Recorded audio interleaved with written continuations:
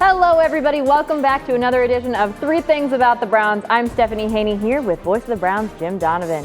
What a week. What a weekend. What a day. Three in a row. Victory Monday. Browns 3-1. Okay, let's get right to it, Jim, with your rapid fire question. You got it. It seems like it really turned around for the Browns after that 2-point conversion, but a lot of confusion there. They kicked the ball, there was a penalty going on, and why did they end up going for 2 right there? Well, what happened was Minnesota had already used all 3 of their timeouts. Sheldon Richardson, the former Brown, now with the Vikings, called another timeout. He didn't think that they had enough guys on the field. You can't call a timeout when you have already used your 3. So the Browns, being ultra aggressive, said, hey, listen, we're going to take it half the distance to the goal line from the 2 to the 1, and they went for the 2 points instead, which gave them the lead at 8-7. They did that in Kansas City, too. Kansas City jumped offside on a point after attempt, and the Browns went for 2. This is the way Kevin Stefanski does it, and they always feel they have a foolproof play to get it done. So Janovich was wide open. Bingo. You have 2 instead of 1. And they did get it done. Hey, it's nice to see the Browns on that side of those kind of calls for a change.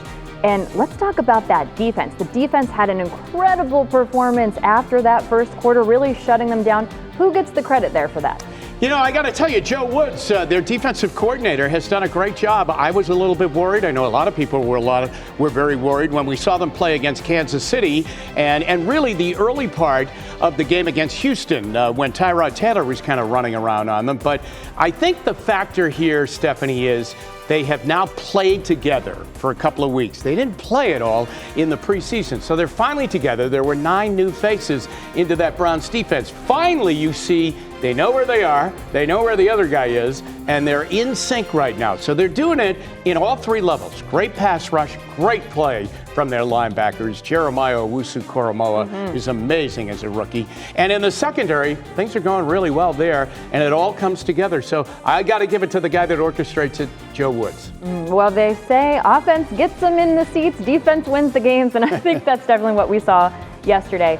Speaking of the offense, though, Baker Mayfield had a tough time connecting, really tough time. Was there anything particular about his play that you think we can attribute that to? Boy, I don't know. I'm really, and I know everybody's kind of breaking everything down, taking a look at it. Was it something mechanically? What was going on? There are 3 factors, I think. Number 1, it's just a bad day. I mean, you know, he was 15 for 33, just a little bit over 150 yards.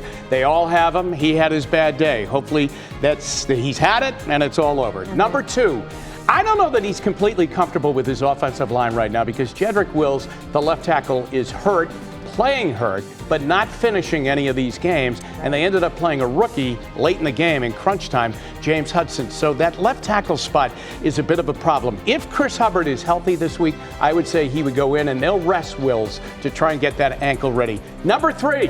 The OBJ factor.